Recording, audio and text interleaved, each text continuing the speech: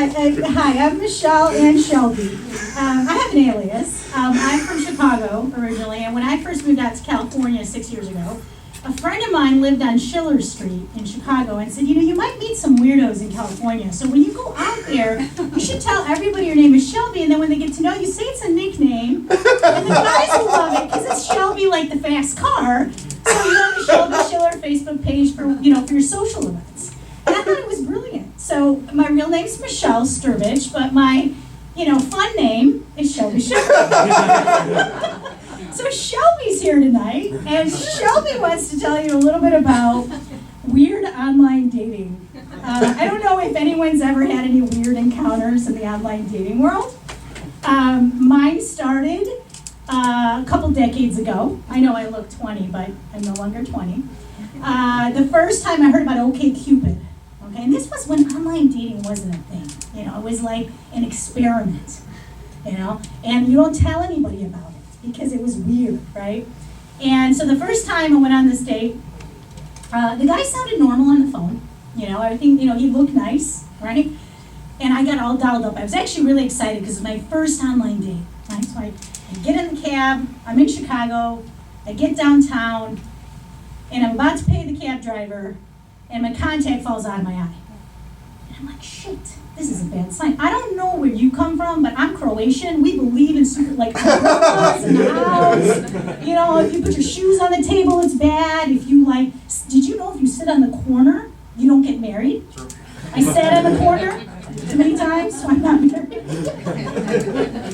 Anyway, I had this premonition that I should just stay in the cab, but I'm like, nah, you know what? Don't listen to that gut feeling. There's no point, right?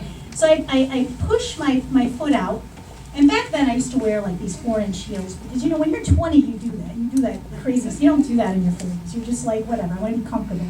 Anyway, I put my foot out, and I broke my heel. I'm like, shit. Are you kidding me? So now I'm crippled and blind.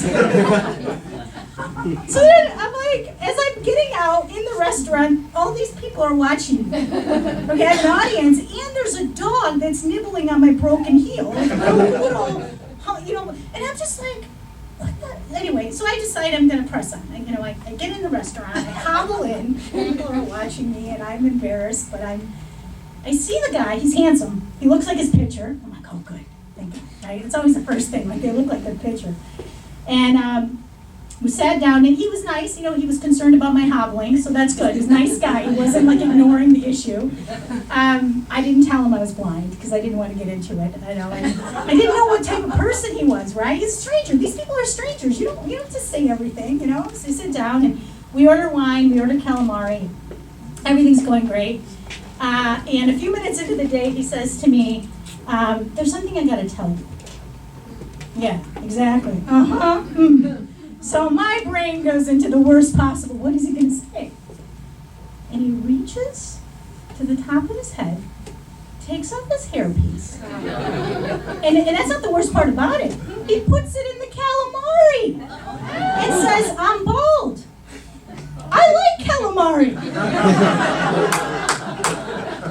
This is a true story, okay? I was not making this up for comedy reasons. This is my very first time doing it. So of course I get gun shy after this, because I'm like, okay, this is not for me. I want to do it the old-fashioned way. I want to get, go to a bar, get hit on, go home, whatever. Do it whatever the way we were doing it before this whole online dating thing.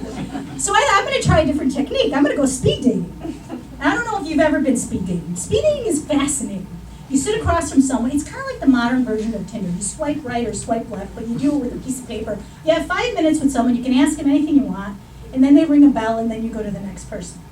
So if he says yes in his little checklist, you say yes, you get each other's emails. Okay, the first guy sits down, and he's real serious. He's super hot, though, like Superman, chiseled, gorgeous, muscles. I'm like, oh my God. He's just like, I just want to do him right here, I'm like, okay, I'm attracted, so that's good. And he says to me, so what do you do for a living? So I like to be a smart ass, and so I had a real job. I've always had a profession, but I'm like, I want to see if he has a sense of humor. I said, well, I'm a gypsy catcher. So, So he looks at me and he starts getting like uncomfortable. Like he's annoyed with me already. And he's like, no, really, what do you do for a living? And I'm like, oh my God, he's really serious. So then I decide I'm going to be antagonistic. I'm like, no, I'm really a gypsy catcher. I catch gypsies for a living. What do you do for a living? And he goes, I'm an anesthesiologist. And in my head, I'm like, of course, you're putting me to sleep. Okay, I can't wait to listen. My very first one, really? So he moves on. Next guy sits down. Same gorgeous. I mean, the whole place was gorgeous. So take that out of the equation, okay? The attractions there physically. This guy sits down and he says, what do you do for fun? I'm like, oh, this is a better question. And I'm like, oh, I'm an artist. I like to paint. What about you? What do you do for fun? Oh, I'm a therapist. I'm like, okay. Yeah, I like to get into people's psyche. And he starts going off on this diabolical rant about how his father ran off with his grandmother. I'm like, how do these weirdos find me? Seriously, like, you know, and then you get on Tinder, all right, and you just, I ended up on a date with a guy at Turks. I live in Dayton Point. He had black nail polish. I'm sorry, I don't like black nail polish on a guy. It's weird. It's just really weird. But then he tells me that people say, I'm divorced, 10 years, whatever. They give you that history. I've got a couple kids. He says, yeah, I learned I got a couple more. I said, what? 10 years ago, I sold my sperm. I'm like, $30. I'm like, wait, Ancestry.com didn't exist 10 years ago. Who knew he was going to meet his children?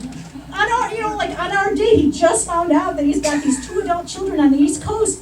And I'm sitting here, I'm like, so what do you do? What do you do for work? Oh, a little bit of this and that. I'm like, oh, great, so you're broke. Okay, deal breaker. I've decided to ghost online dating. Thank you very much.